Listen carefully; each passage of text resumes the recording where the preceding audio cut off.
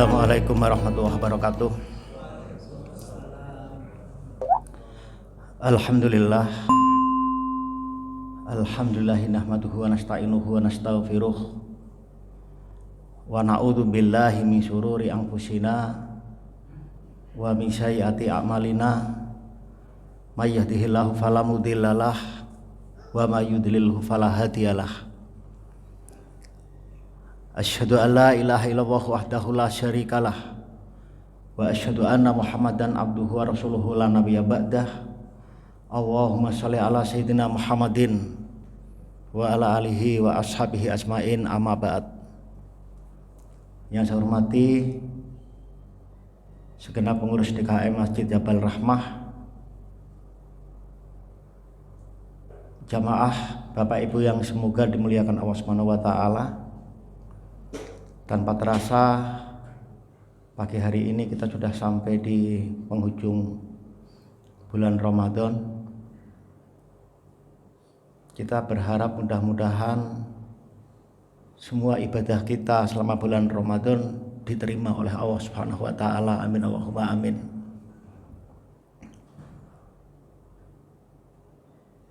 Kita sangat berharap bahwa proses pendidikan, pelatihan, penggembelengan kita selama bulan Ramadan ini outputnya adalah kita bisa mengimplementasikan ajaran Islam dalam kehidupan sehari-hari secara kafah.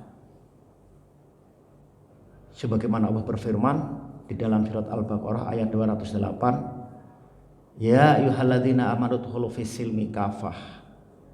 Wahai orang-orang yang beriman, wahai orang-orang yang mengimani, masuklah ke dalam agama ini kafatan, secara sempurna, secara universal, secara komprehensif, secara holistik, menyeluruh, tidak parsial, tidak sepotong-sepotong.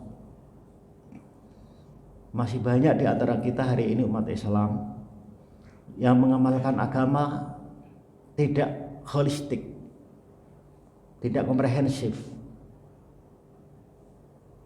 Berpakaiannya berpakaian Islami, busana Muslim, tapi pola pikirnya masih mengikuti pola pikir liberal.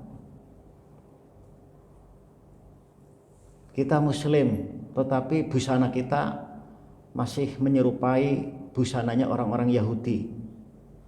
Ini Ustadz Dr. Roni ya? Masya Allah. Iya, ini sahabat saya ini, Ustadz Dr. Roni sahabat saya. Udah lama ya, beliau bersama saya di Korp Dai Sahabat Iman. Kita teruskan, temanya adalah spirituality in life, spiritualitas dalam kehidupan. Hari ini yang sering kita dengar ya, seperti slogan di Tangsel, di kota kita, apa slogannya Pak? C-more, ya kan? C-nya itu cerdas, more-nya itu modern, apalagi religius. Nah, religius. Nah, ini yang sering kita dengar, religiositas.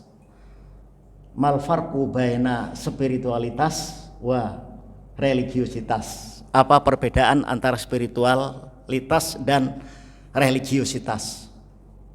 Apa bedanya? Kalau cara definisi banyak sekali kalau kita lihat di Google ya. Kita googling itu banyak. Apa itu religiositas, apa itu spiritualitas. Tetapi yang paling mudah begini. Kalau saya melihat kalau religius itu hanya sebatas luarnya saja.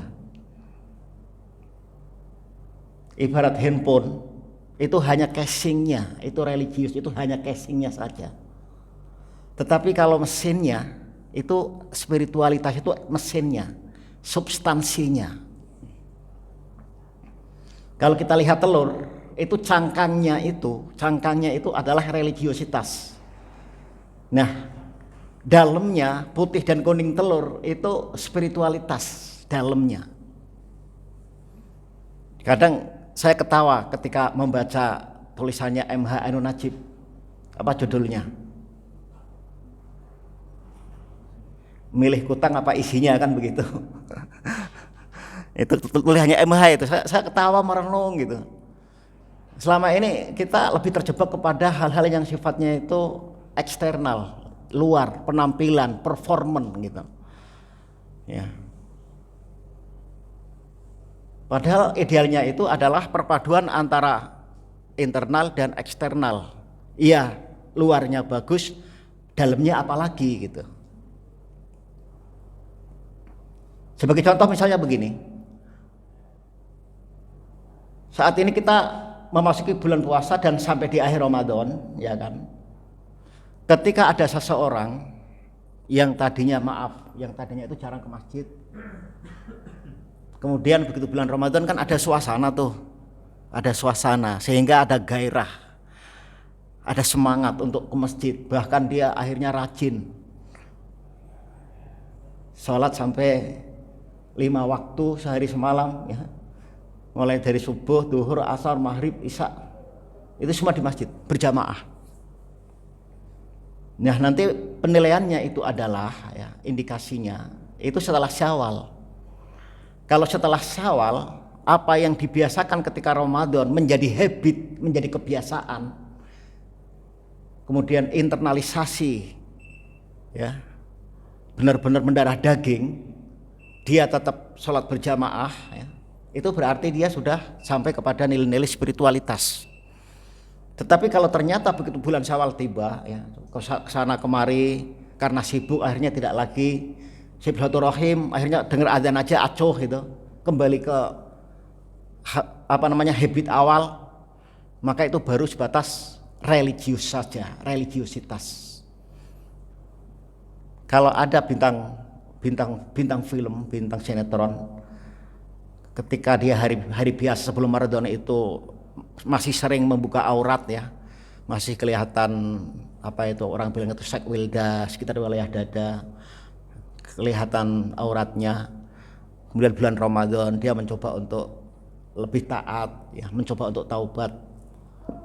Nah, begitu bulan Syawal dia tetap tuh akhirnya menjadi habit, kebiasaan bulan Ramadan itu. Ini sudah masuk spiritualitas namanya. Nah,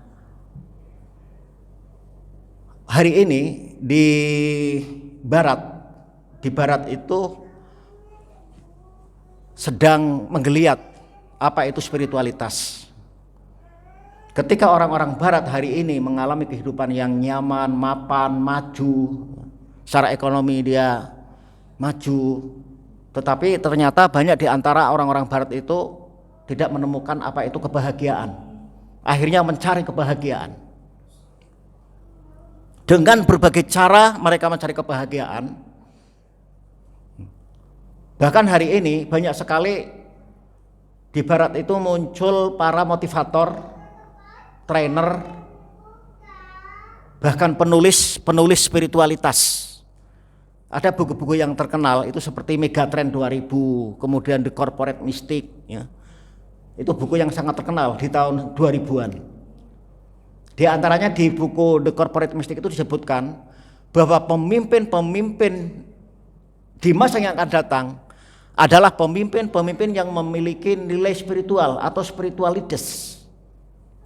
Dan karyawan-karyawan perusahaan, korporat, instansi, BUMN, mereka adalah orang-orang yang gemar melakukan praktek spiritualitas.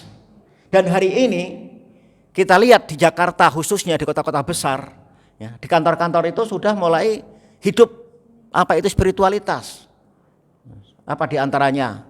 Di berbagai kantor di Jakarta itu ada kajian duhur, kemudian ada doha, kemudian bahkan sekarang ini di beberapa perusahaan mewajibkan kepada karyawan-karyawannya untuk iktikaf, ya, dengan bergilir. Ya, tanggal 21, 23, 25, 27, 29 itu bergilir gitu. Di barat dan di Indonesia sekarang sudah banyak yang mulai tertarik dengan spiritualitas. Nah, pertanyaannya adalah Apakah dalam Islam itu ada spiritualitas? Jawabannya di sini saya mengambil satu hadis ya. Di antara berbagai kitab itu ada kitab yang ringan, tipis, populer, terutama di pesantren-pesantren tradisional, itu kitab Arba'in Nawawi. Di sana disebutkan satu hari, ini bisa lihat di slide-nya ada, satu hari ada seorang laki-laki datang ke majelisnya Rasulullah. Laki-laki ini rambutnya sangat hitam, pakaiannya sangat putih, tetapi tidak nampak bekas-bekas kelelahan. Di Madinah Mekah waktu itu penduduknya itu belum banyak, Pak. Kalau ada orang asing, itu semua sahabat Nabi tahu. Ya karena kan nggak banyak kan. Satu komplek misalnya, kan saling tahu. Oh, ini ada orang baru. Tapi anehnya orang baru yang datang ke majelis ini, datang tiba-tiba, ini pakai pakaian juga masih rapi, kayak setrikaan, putih bersih ya, nggak lecek of the kumel. Kemudian wajahnya juga berseri-seri, glowing gitu ya, glowing. Nah, siapa ini? Aneh ini. Sahabat Nabi pada melihat orang ini aneh. Nah, di tengah-tengah keheranan para sahabat Nabi melihat orang asing ini datang, tiba-tiba orang asing ini, laki-laki ini menghampiri Rasulullah. Kemudian kedua lututnya itu bersentuhan dengan kedua lutut Rasulullah. Ini aneh ya. Ada orang asing nggak dikenal, tahu-tahu mendekat Rasulullah. Sok kenal, sok akrab, kan begitu. Sok kenal, sok apa? Sok familiar. Bahkan kemudian kedua tangannya itu diletakkan di atas kedua paha Rasulullah. Wah, ini kan luar biasa ini. Rasulullah itu kan pribadi yang karismatik. Kalau orang bilang sekarang itu orang pribadi yang berwibawa kan begitu. Jadi nggak sembarang orang itu berani ngajak bercanda apa gitu. Nah ini luar biasa, si laki-laki ini luar biasa. Nah, di tengah keheranan para sahabat Nabi melihat tingkah lelaki ini, tiba-tiba laki ini bertanya kepada Rasulullah, ya Rasulullah, ya Muhammad, akhbirni anil Islam. Beritahu aku tentang Islam. Rasulullah kemudian menjawab, yang namanya Islam itu kesaksian tiada Tuhan selain Allah, Muhammad adalah utusan Allah yang pertama, kemudian yang kedua mendirikan sholat, yang ketiga menunaikan zakat, yang keempat berpuasa di bulan Ramadan, dan yang kelima naik haji bila mampu. Itu Islam yang hari ini dikenal dengan istilah rukun Islam. Begitu dijawab, si laki-laki ini malah berkata ya, sodakta, benar. Nah ini kisah ini diceritakan oleh anaknya Umar. Anaknya Umar itu Ibnu Umar, dia bilang bapakku pernah cerita gitu ya. Bapakku pernah cerita. Berarti yang mengalami ini siapa, Pak? Yang melihat langsung kejadian ini siapa? Umar cerita kepada anaknya kan begitu. Tapi yang menyampaikan ini adalah anaknya, Ibnu Umar namanya. Nah kata Umar apa? Saya heran, fa'ajabna, saya heran. Orang dia bertanya, kemudian dijawab, kok malah dia yang membenarkan. Kan aneh namanya Pak ya, aneh.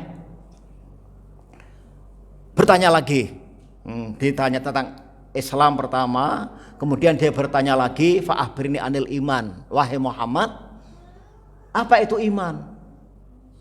Rasulullah menjawab, iman itu adalah antuk minabillahi wa malaikatihi wa kutubihi wa rusulihi wal yaumil akhir, ya, wa tu'mina bil qadari khairihi wa syarrihi. Iman itu engkau yakin, percaya dan iman kepada Allah, kepada malaikatnya kedua, kepada kitab-kitabnya ketiga, kepada rasulnya keempat, kepada hari akhir lima, dan kepada takdir enam. Itu namanya iman. Dijawab demikian, laki-laki ini berkata lagi, Sodakta, benar engkau Muhammad. Aneh ini. Ada orang bertanya, dijawab malah membenarkan. Kemudian bertanya lagi. Ya. Fa'akhbirni anil ihsan, wahai Muhammad, beritahu aku tentang ihsan. Apa itu ihsan? Ihsan itu antabudallaha ka'annaka tarahu fa illam takun tarhu fa innahu yaraka. Ketika engkau sedang menyembah Allah, Allahu Akbar, usahakan engkau bisa melihat Allah. Ya, melihat bukan dengan mata dengan tidak mata dohir ini Pak. Ya, tapi dengan mata batin, namanya ainul basirah. Bapak Ibu pernah ketika berdoa di malam hari tiba-tiba nangis? Pernah Pak? Jadi makmum, dengar imam suaranya merdu, kebetulan kita tahu artinya, tiba-tiba nangis. Itu tanda merasakan kehadiran Allah. Allah begitu dekat. Seandainya engkau tidak bisa melihat Allah, fa innahu yaraka, maka sesungguhnya Allah saat itu sedang melihatmu. Allah sedang mengawasimu. Itu yang namanya ihsan. Kemudian bertanya lagi, ya, Islam sudah, iman sudah, kemudian ihsan. Kita tanya tentang kiamat, ya. Tentang kiamat, kata Rasulullah, ya, bahwa orang yang ditanya itu tidak lebih tahu daripada yang bertanya. Ya, jawaban diplomatis ini. Rasulullah itu jawabannya sangat diplomatis. Jadi kalau hari ini ada pejabat-pejabat ditanya wartawan, ya, ditanya A, kemudian dia muter-muter dulu, itu jawaban diplomatis gitu. Ya. Tentang kiamat, kemudian ditanya tentang tanda-tanda hari kiamat, ya. Setelah pertanyaan demi pertanyaan dijawab oleh Rasulullah, si orang ini langsung pergi Pak. Orang ini langsung pergi meninggalkan majelis Rasulullah. Nah ini aneh ini orang ini. Kedatangannya aneh, bertanya, sikapnya aneh. Bahkan kemudian akhir episode ini juga aneh. Bagaimana tidak Pak? Seorang laki-laki datang tidak diundang. Pergi tidak diantar. Datang nggak diundang, pergi nggak diantar gitu. Itu kan aneh. Sahabat Umar, salah seorang sahabat Nabi yang hadir pada saat itu, sebenarnya ingin marah Pak. Melihat sikap si orang ini, marah sebenarnya ini. Ini kalau kata orang Villa Dago apa namanya? Orang nggak tahu sopan santun, namanya apa Pak? Jeloncong ya. Suul adab, nggak tahu etika. Rasulullah tahu, melihat Umar itu wajahnya udah mulai merah. Wah ini emosi ini, emosi si Umar ini. Rasulullah tahu. Ya Umar, dipanggil oleh Rasulullah. Ya Umar, atadri man sa'il, tahukah kamu siapa orang yang bertanya tadi? Kemudian jawab Umar, Allah dan Rasulnya yang lebih tahu. Diplomatis lagi jawabannya ya. Kemudian Rasulullah berkata, fa'innahu Jibril, dia adalah malaikat Jibril. Jadi zaman dulu sahabat-sahabat Nabi itu bisa ketemu Jibril. Bapak Ibu pernah nggak ketemu Jibril? Ustaz Jamil mana? Ustaz Jamil pernah ketemu Jibril nggak?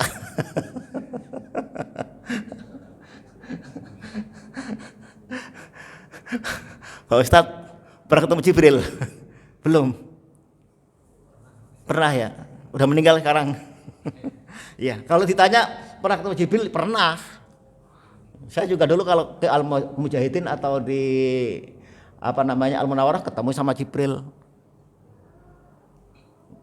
Saya ngisi kajian di Cakung itu ketemu di sana ada anaknya Jibril, namanya Israfil. Jadi Ustadz Israfil ngajar sampai sana, sampai Cakung. Nah ini aneh Pak, di Indonesia ini memang kalau saya lihat luar biasa lah, bukan aneh, luar biasa. Satu-satunya pengadilan tinggi ya yang berani menjatuhkan vonis kepada Jibril itu hanya Indonesia. Karena dulu di Bekasi itu ada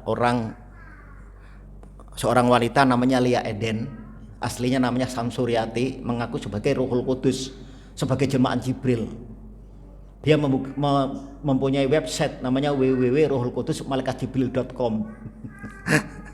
Sekarang udah hilang itu websitenya ya. Indonesia luar biasa. Itu berani memvonis nabi, Nabi Musadek. Orang mengaku nabi namanya Musadek. Ya, aneh-aneh Pak. Ya, belum lama itu kita dengar ada tokoh di Gunung Kidul itu langsung telepon Allah katanya. Mbah siapa itu? Mbah Benu ya.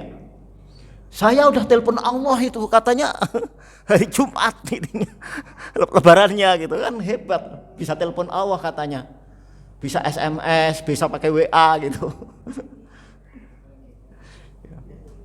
Itu dulu pernah itu di Losari itu antara Cirebon Brebes itu ada namanya Tugimin. Pak Tugimin ngaku nabi. Kalau kita ini kalau sholawatan kan sholawat ala Muhammad, enak Pak ya, di kuping itu ces gitu loh, bisa meresapi sholawat ala Muhammad, sholawat ala Muhammad. Coba kalau sholawat ala Tugimin gitu. Orang malah pada ketawa gitu, bukannya sholawat malah ketawa gitu. Tugimin, aneh-aneh Indonesia ini. Dan hebatnya itu pengadilan tinggi Indonesia itu berani memvonis gitu. Kita teruskan, kenapa malaikat Jibril datang ke majlis Rasulullah? Kata Nabi, atakum yu'allimakum dinakum. Ya. Atakum yu'allimukum dinakum, karena dia datang kepada kalian karena hendak mengajarkan agama kepada kalian. Atakum yu'allimukum dinakum.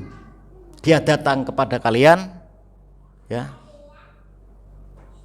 Dia datang kepada kalian karena hendak mengajarkan agama kepada kalian. Atakum datang kepada kalian, yu'allimukum, karena hendak mengajarkan kepada kalian, ya. Mengajarkan apa? Mengajarkan agama kepada kalian. Agama yang bagaimana? Yang diajarkan kepada Jibril, yang diajarkan kepada Rasulullah dan kepada para sahabatnya, yaitu agama yang memiliki 3 pilar. Nah ini tripod Pak, ini tripod ini. Tripod ini memiliki tiga pilar. Kalau salah satu pilar ini, kaki tripod ini patah, apa yang terjadi? Apa yang terjadi Pak? Jatuh, ya kan? Patah, ambruk. Demikian juga dalam agama, kalau salah satu pilar ini tidak ada dalam diri kita, maka keberagamaan kita kurang sempurna. Apa itu?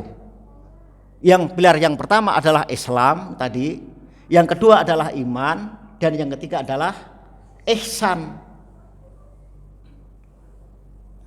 Islam, iman, ihsan. Rukun Islam ada 5, rukun iman ada 6, rukun ihsan ada berapa? Ini banyak yang belum tahu nih. Sayangnya hari ini banyak di antara kita umat Islam yang kurang familiar dengan ihsan. Selama ini yang sering kita dengar Islam dan iman, kan begitu. Padahal kan tadi Rasulullah menyatakan itu kan, dinakum, agama kalian itu ditopang oleh 3 pilar, Islam, iman, dan ihsan. Tapi saat ini yang sangat populer apa? Yang populer adalah Islam dan iman. Bapak tahu Islam? Tahu. Disuruh nyebut rukunnya tahu. Tahu iman? Tahu. Tapi ketika ditanya ihsan, ya saya juga kenal ihsan. Siapa ihsan? Itu loh yang jualan mie ayam gitu. Siapa ihsan? Ihsan itu yang jualan bakso gitu. Padahal bukan itu. Bahkan kalau kita tanya kepada anak-anak MTS atau aliyah ya, kadang mereka juga banyak yang tidak tahu. Ketika ditanya kam arkanul Islam, ada berapa rukun Islam? Dia akan menjawab khamsatun, ada 5. Kam arkanul iman, ada berapa rukun iman? Sitatun, ada 6. Tapi ketika ditanya kam arkanul ihsan, ada berapa rukun ihsan? Banyak yang tidak tahu. Kenapa? Karena kurang populer di tengah-tengah masyarakat.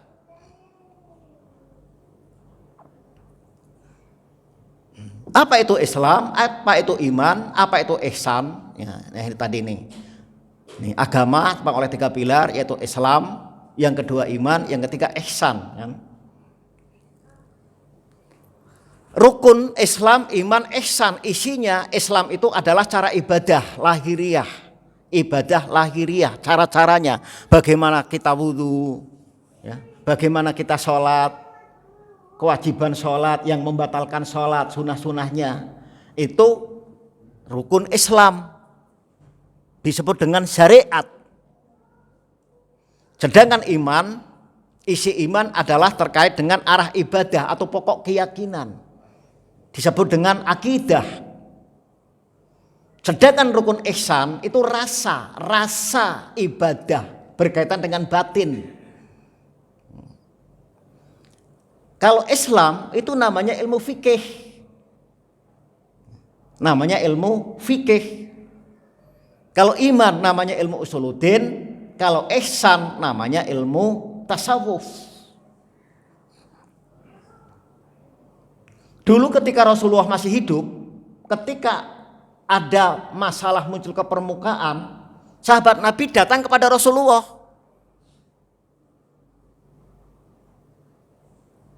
Ya Rasul, orang-orang Yahudi itu, ya, ini tahun kedua hijrah di Madinah, orang-orang Yahudi itu mereka puasa. Kenapa kita tidak puasa? Rasulullah kemudian menunggu wahyu, datanglah wahyu. Ya ayyuhalladzina amanu kutiba alaikumusyamu kama kutiba alal ladzina min qablikum la'allakum tattaqun. Wahai orang-orang yang beriman, diwajibkan atas kalian berpuasa sebagaimana diwajibkan atas orang-orang sebelum kalian, la'allakum tattaqun, agar engkau menjadi takwa. Turun di bulan Sya'ban, prepare 1 bulan untuk persiapan, kemudian mulai eksekusi di bulan Ramadan. Perlu waktu 1 bulan. Karena apa? Karena puasa ini berat, ya, perlu persiapan. Ada masalah, datang kepada Rasulullah. Sahabat punya masalah, datang kepada Rasulullah. Nah, setelah Rasulullah wafat, sementara Islam di zaman Umar itu sudah berkembang sampai 2/3 dunia, maka kepada siapa lagi harus bertanya? Dan banyak sekali persoalan-persoalan yang muncul ke permukaan, di mana persoalan itu belum pernah terjadi pada zaman Rasulullah. Ya sekarang aja kan, coba kita lihat, ada masalah seperti bagaimana hukumnya bank sperma. Ya. Di zaman Rasulullah ada yang bertanya seperti itu? Nggak ada. Bagaimana hukumnya mencangkok organ, kan begitu. Nah, banyak sekali masalah-masalah yang muncul.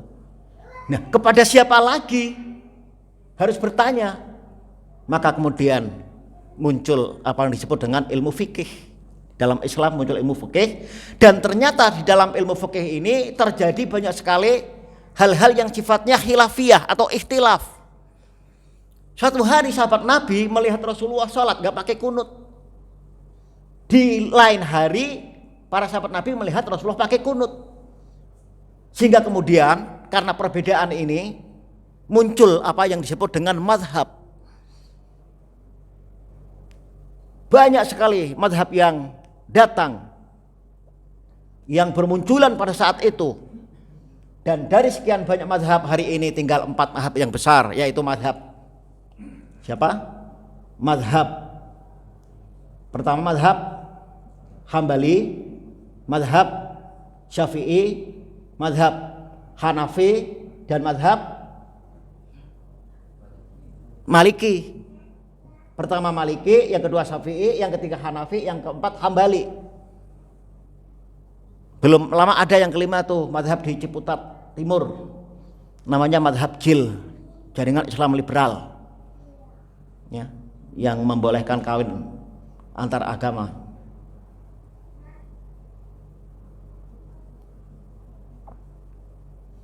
Terjadilah apa yang disebut dengan mazhab.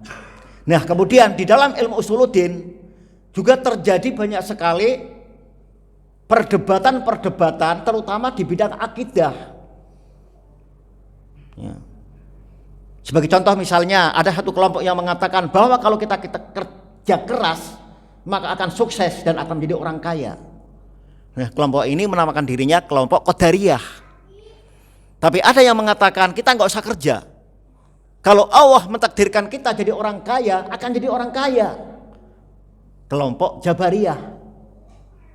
Ada lagi yang mengatakan yang penting kita kerja, yang penting kita usaha.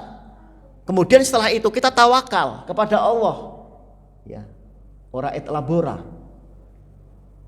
Ini kelompok Asy'ariyah. Dan hari ini hampir sebagian besar umat Islam di dunia mengikuti mazhab Asy'ariyah, termasuk kita di antaranya.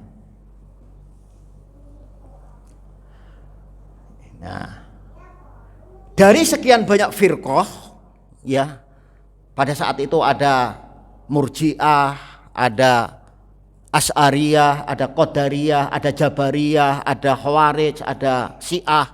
Hari ini tinggal dua, Pak, yang besar yang masih survive, yaitu Ahlus Sunnah wal Jamaah atau Aswaja. Kemudian yang kedua adalah Syiah.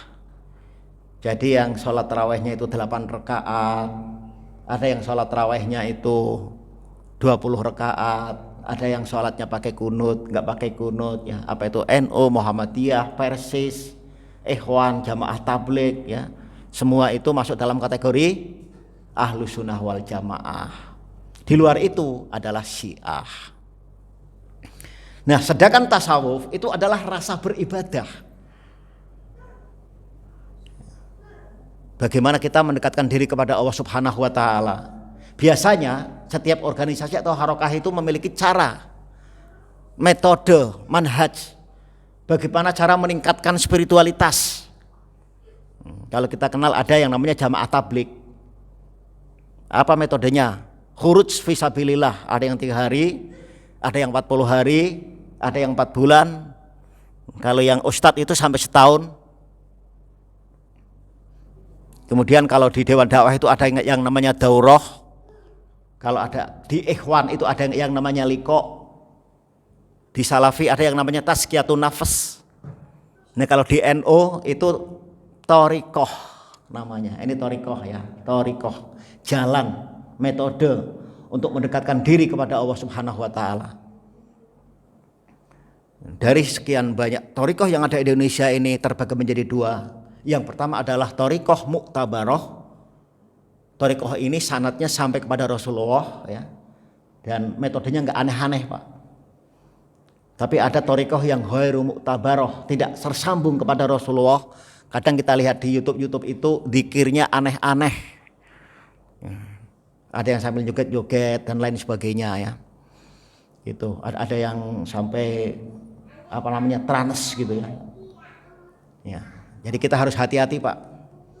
Ada orang mengaku sebagai wali, ya. Ditanya, kok jarang Jumatan di masjid? Iya, Jumatannya di Mekah katanya. Jadi antara Islam, iman dan ihsan ini satu dengan yang lain, tidak ada yang lebih tinggi, enggak ada yang lebih rendah, karena sama tingginya, sama pentingnya, sama-sama tinggi, sama-sama penting. Islam penting, iman penting, ihsan juga penting. Ya. Nah, kita ambil contoh misalnya, ya. Sholat. Apa itu sholat?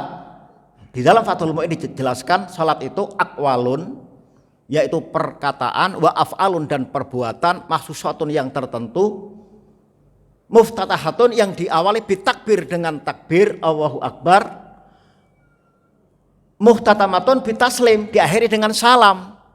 As-sholatu hiya syar'an, ini sholat menurut syara', menurut syariat, menurut Islam, menurut fikih. Ya Pak ya. Jadi kalau kita sholat sudah takbir Allahu Akbar, sudah tumakninah, kemudian salam, itu berarti sudah sholat. Sudah sah menurut siapa? Menurut Islam, menurut syariat. Ketika kita meyakini bahwa sholat itu adalah merupakan perintah Allah, berarti kita sudah iman. Tapi ketika ada seseorang yang sholat, ya, belum bisa khusyuk, belum bisa menghadirkan Allah dalam sholatnya, itu berarti sholatnya belum ihsan. Ini pentingnya Islam, iman, ihsan. Puasa, apa itu puasa? Mengekang. Dari hal-hal yang tidak diperbolehkan, mulai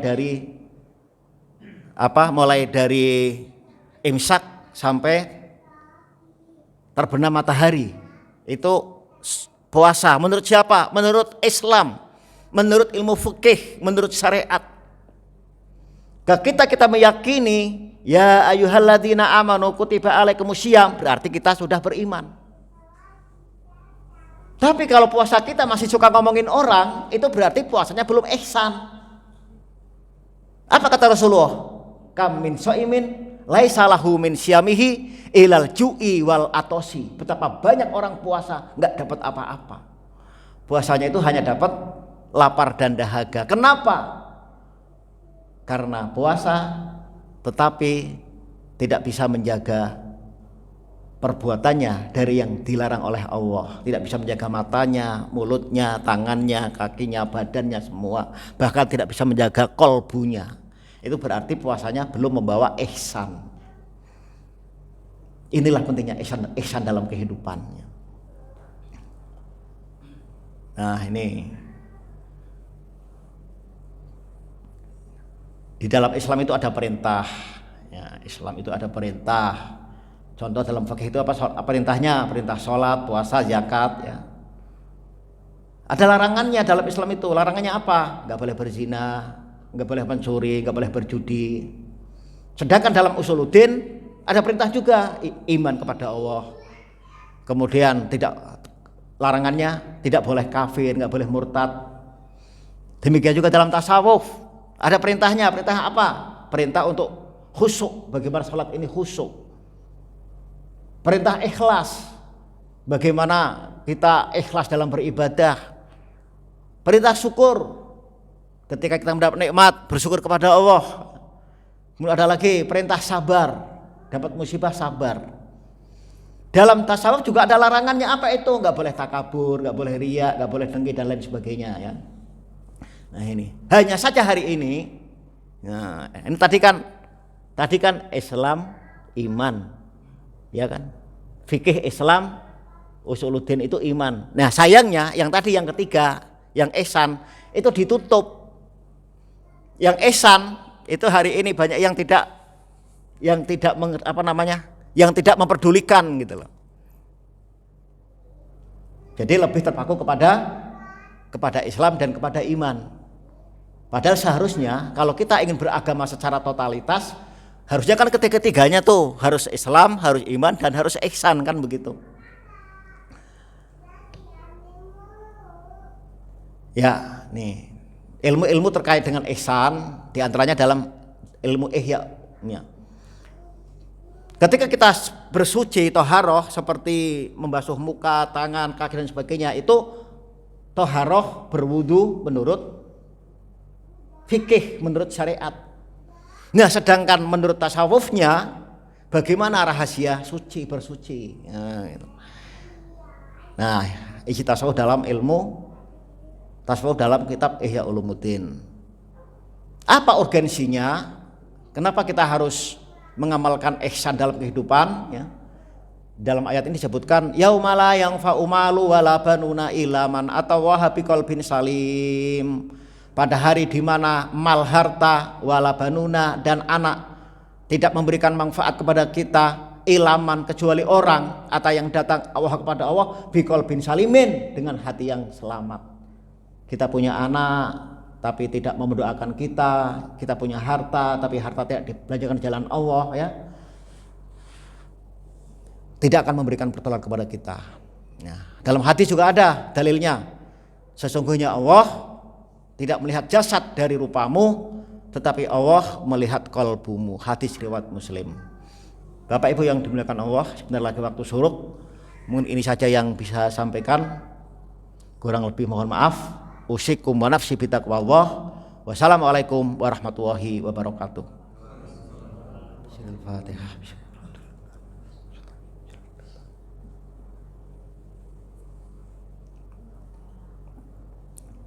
Astaghfirullahaladzim, astaghfirullahaladzim, astaghfirullahaladzim, falakal hamdu ya ma'bud. Allahumma sholli ala sayyidina Muhammad wa ala ali sayyidina Muhammad. Bismillahirrahmanirrahim. Alhamdulillahirabbil alamin, hamdan syakirin, hamdan naimin, hamdan yuafi ni'amahu wa yukafi mazidah. Ya Rabbana lakal hamdu kama yanbaghi li jalali wajhika wa 'azimi sultanik. Allahumma fir lana dzunubana wa li walidayna warhamhuma kama rabbayana shighara wa li jami'il muslimina wal muslimat wal mu'minin wal mu'minat al ahya'i minhum wal amwat. Ya Allah, seolah-olah baru kemarin kami mengucapkan marhaban ya Ramadan, selamat datang wahai bulan suci Ramadan. Tahu-tahu hari ini kita sudah sampai di penghujung Ramadan. Ya Allah, setiap kali Ramadan meninggalkan kita, ada rasa cemas dan khawatir. Kami cemas ya Allah, jangan-jangan ini adalah Ramadan terakhir bagi kami. Kami cemas ya Allah, jangan-jangan tahun depan kita tidak berjumpa kembali dengan bulan Ramadan. Oleh karena itu ya Allah, panjangkan umur kami, panjangkan umur kami ya Allah, panjangkan usia kami, sehingga kami bisa mendekatkan diri kepadamu. Ya Allah, hari ini kami bahagia bisa menunaikan puasa selama 1 bulan penuh. Tetapi kami juga sedih ya Allah, melihat saudara-saudara kami hari ini yang ada di Palestina. Mereka berpuasa, tetapi mereka tidak tahu dengan apa mereka harus berbuka puasa. Oleh karena itu, tolonglah saudara-saudara kami di Palestina ya Allah. Ya Allah,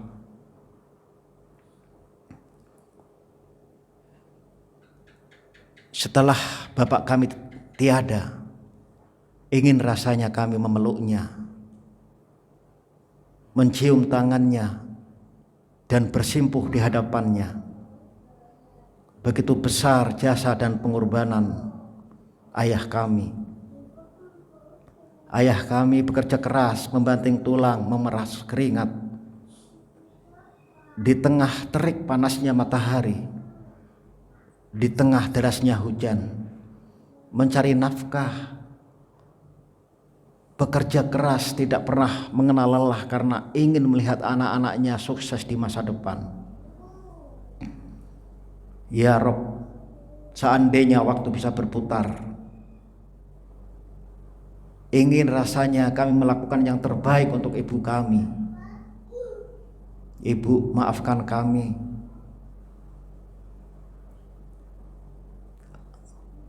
Wahai ibu, maafkan kami yang telah meneteskan air mata di pipimu melihat tingkah laku kami yang kadang membuatmu kecewa.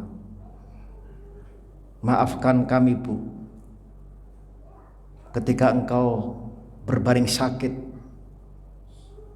kami tidak bisa menemanimu, sampai engkau menghembuskan nafas yang terakhir kami tidak berada di sisimu.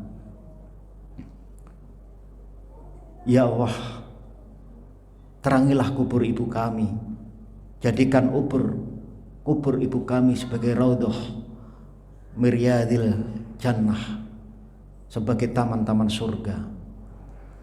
Allahumma inna nas'aluka salamatan fid din wa afiatan fil jasadi wa ziyadatan fil ilmi wa barakatan fi rizki wa taubatan qoblal maut wa rahmatan indal maut wa maghfiratan ba'dal maut. Allahumma hawin alaina fi sakaratil maut wa najata minan nar wal afa indal hisab. Ya Allah, kami sadar satu saat nanti, cepat atau lambat, kami pasti akan, ajal pasti akan menjemput kami. Apabila satu hari nanti malaikat Israel datang kepada kami, ya Allah, kami mohon kepadamu ya Allah, jadikan kematian kami kematian yang terindah, husnul khatimah. Allahumma yasir lana indah khuruji ruhina biqauli la ilaha illallah. Ya Allah, mudahkanlah kami ketika ruh ini keluar dari jasad kami dengan ucapan kalimat la ilaha illallah. Allahumma yasir lana indah khuruji ruhina biqauli la ilaha illallah bikalami la ilaha illallah wa adkhilnal jannata ma'al abrar. Rabbana atina fid dunya hasanah wa fil akhirati hasanah wa qina adzabannar. Wassallallahu ala sayyidina Muhammad wa ala alihi washabihi wasallam bi fadli subhana rabbika rabbil izzati amma yasifun wa salamun alal mursalin walakal hamdulillahi rabbil alamin.